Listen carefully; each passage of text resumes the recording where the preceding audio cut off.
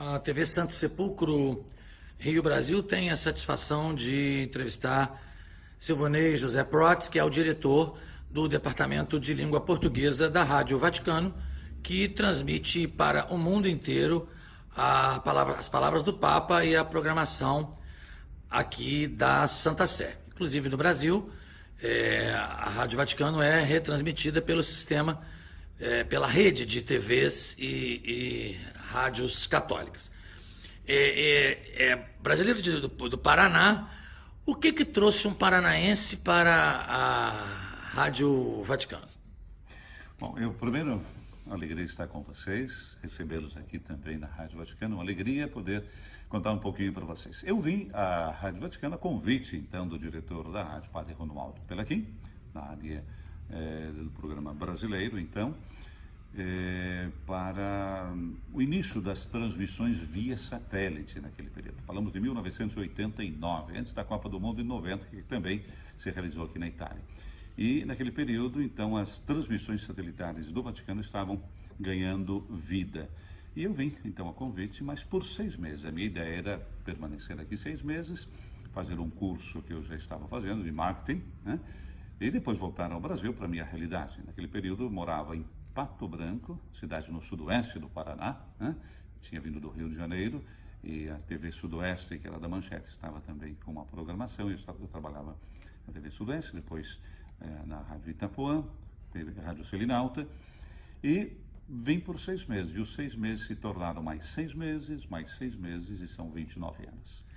Hoje, Silvanei, qual a realidade da Rádio Vaticano no Brasil, para os brasileiros? A audiência de vocês têm medido isso? É complicado medir porque nós temos programas radiofônicos que nós enviamos para o Brasil e as emissoras de rádio, através das redes, e eu gostaria de fazer um agradecimento muito especial para as redes de rádio que nós temos no Brasil, Rede Católica, Rede Milícia, a Canção Nova, Rede Fraternidade, Rede Maria, e tantas outras redes que, utilizando o conteúdo dos nossos programas, fazem com que a palavra do Papa chegue à realidade das nossas casas de uma maneira assim mais direta. Eu quero agradecer isso. São mais de 400 emissoras de rádio hoje no Brasil que retransmitem os nossos programas. Dou números que me deram, eu não tenho números nossos, mas são mais de 100 milhões de pessoas que são atingidas pelo conteúdo que nós produzimos. Isso através do rádio. E depois, a nova mídia, as redes sociais, seja Instagram, seja Twitter, seja também Facebook. Nós temos só no Facebook quase 1 milhão de pessoas que nos seguem todos os dias, né? Então nós temos um potencial ainda para ser desenvolvido. É um bom número, mas nós queremos crescer ainda mais. Mas crescer no sentido de podermos chegar a mais pessoas com conteúdos, né? Principalmente do magistério petrino e também da atuação da Santa Sé, da Igreja, em todas as partes do mundo. E a gente agradece isso através dessas emissoras que abrem essas janelas que a gente possa chegar e olhar também os brasileiros face a face. A gente percebe a Ordem de Santo Sepulcro, por exemplo, e a Ordem de Malta, são ordens católicas tuteladas pela Santa Sé, muito presentes aqui no Vaticano. Como é que o senhor analisa essas ordens? Olha, num primeiro momento, quando você fala da Ordem do Santo Sepulcro, Cavaleiros de Malta, te dá um mistério, né? O que é isso? De onde é que vem? E quando você vai pesquisar, ou quando você entra dentro da história, você entende que eles fazem parte da história da Igreja há 1000 anos. Não é um século, ou 100 anos, ou 200 anos.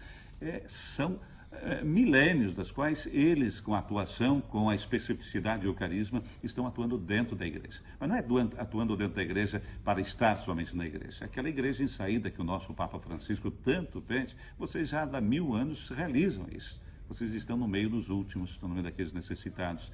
E isso faz com que nos dê esperança, realmente, de que esses 1000 anos de história de vocês nos ajudem a projetar uma realidade para o dia de hoje, né?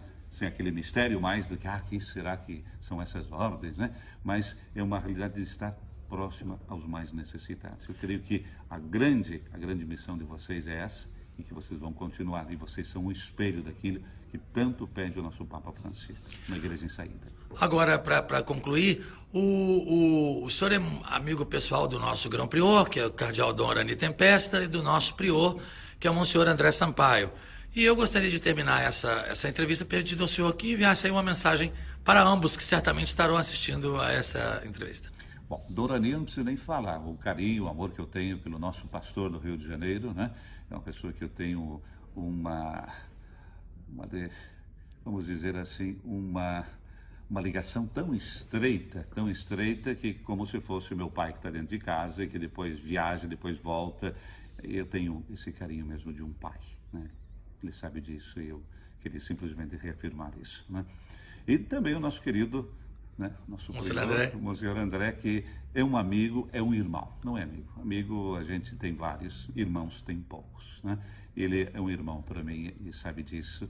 Temos uma amizade que foi construída ao longo do tempo, que se torna nessa irmandade o nosso pensamento. Partilhamos tantas emoções, tantas dificuldades, e é assim que faz, um irmão com o outro, né? Olhando nos olhos, se abraçando e chorando juntos. Um grande abraço. Eu agradeço ao senhor em meu nome, em nome da senhora lugar-tenente, a dama Isis Penido, e desejo ao senhor muito sucesso e que Deus o abençoe aqui em Roma. Obrigado também, casa de vocês, a presença de vocês no seio da igreja é uma presença importante e continuem assim, nessa igreja em saída, olhando para os últimos.